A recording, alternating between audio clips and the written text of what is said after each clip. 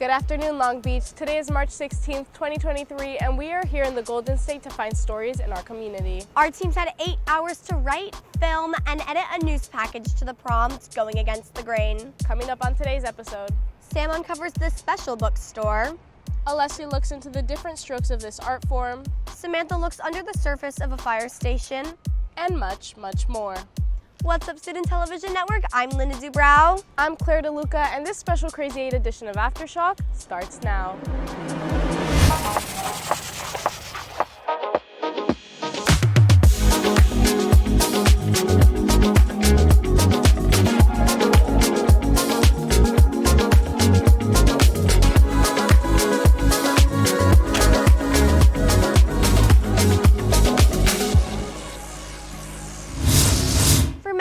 Tattoos have allowed people to express themselves in their own unique ways. To this day, many continue to find comfort in the beauty of the art engraved deeply beneath the surface of the skin. Alessia discovered a tattoo shop that works towards leaving a permanent impact on their customers. When paying a visit to this shop, you'll find a drop of reminiscence everywhere.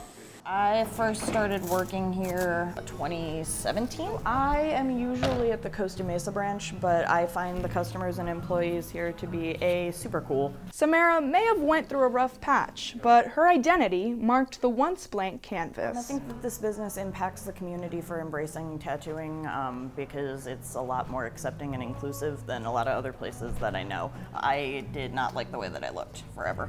This really helped me become comfortable with my appearance, which, gave me more confidence to try other stuff and eventually just helped me build a level of esteem that I didn't used to have.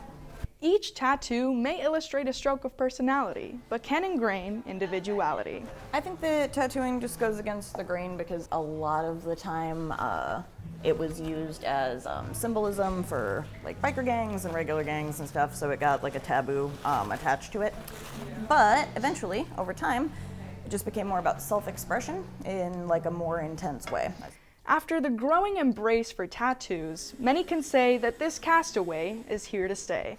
Tattooing personally means to me being able to be yourself and not caring what anybody thinks about it. But I would at least say try to imagine not being able to take the things that make you feel special on the inside and put them where you can see them all the time. Special is one way to describe a permanent design, but it's our journey that truly makes the masterpiece.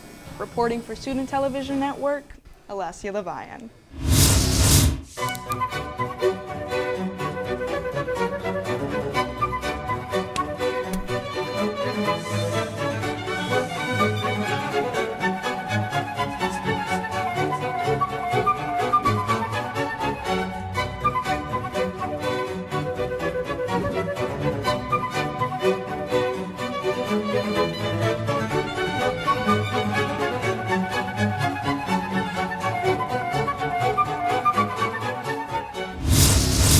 Countless individuals use books as a way to decompress the stress of their everyday lives. Reading lets us as people connect with characters' emotions, allowing us to embark on an escape from reality. Sam found the value behind these hidden tales. In a world where most of our literature is viewed through a screen, this store prefers to use parchment. I'm Roger Grunke. I'm the owner of Once Read Books here in Long Beach. It makes me joyous. I like the looks on their face when they find the book. They're saying, "Oh, I've been looking for this for 30 years and I've found the book." And with censorship on the rise, Once Read Books is here to leave the door open to knowledge. People are more worried about what young people are reading now than they need to. 99.9 books come in the store, I'll deal with some way. People need to know what all sides are. I'm not going to tell you what you can or cannot read or shouldn't read. I don't really need to censor anything. My feeling is whatever people want to read. I have a gay and lesbian section. I have a black history section. I never pay attention to what's banned. I think it's silly. So stop by, and maybe this place will add yet another chapter to your life. I feel like we've started a nice, comforting place to be. I don't want to have anybody feel like they've been pressured. Reporting for Student Television Network, Sam Perez. Here in California, areas are much more prone to the destruction of forest fires. Samantha found a local fire station that helps take down these burning flames to help grow new roots in the community.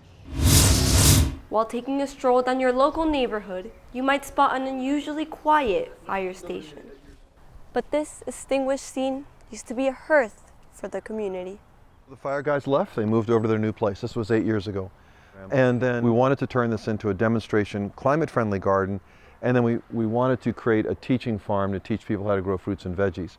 Because this area has been federally identified as having a high incidence of early onset childhood obesity and diabetes, and we thought, we got to do something about this. It fosters healthy eating, but I tell people we're also really building community. Sadly, the city council put out their blaze, and Jeff and his team were locked out of their beloved building. It's like personally painful, and it is to all of sort of my colleagues too. It was 8 years of effort, basically kind of erased, and to come today and, like I say, see all the weeds and something that we took an enormous amount of pride in keeping up. I don't think I've ever been kind of ambushed quite like this. So what happens to it now that you can't? I don't know. That's celery. I mean, who would do this, and for what possible reason? Why would you want to let something like this go to seed? This upset has rained on their spirits, but the fire is not out in their hearts. So no, we're not giving up. It was too hard to do this. It was thousands of hours of volunteer time to convert this from weeds to a thriving garden. No, we can't turn it back. We'll never ever kind of give up on this. Jeff is fighting for his cause, and so could you. Visit this website to help turn their embers back into a flame. Reporting for Student Television Network, Samantha Duarte. That's all for this special Crazy 8 edition of Aftershock. If you want to watch previous episodes, check out our YouTube at Cyberspace CBTV and follow us on all of our social medias. I'm Claire DeLuca. And I'm Linda Dubrow. Thanks for watching.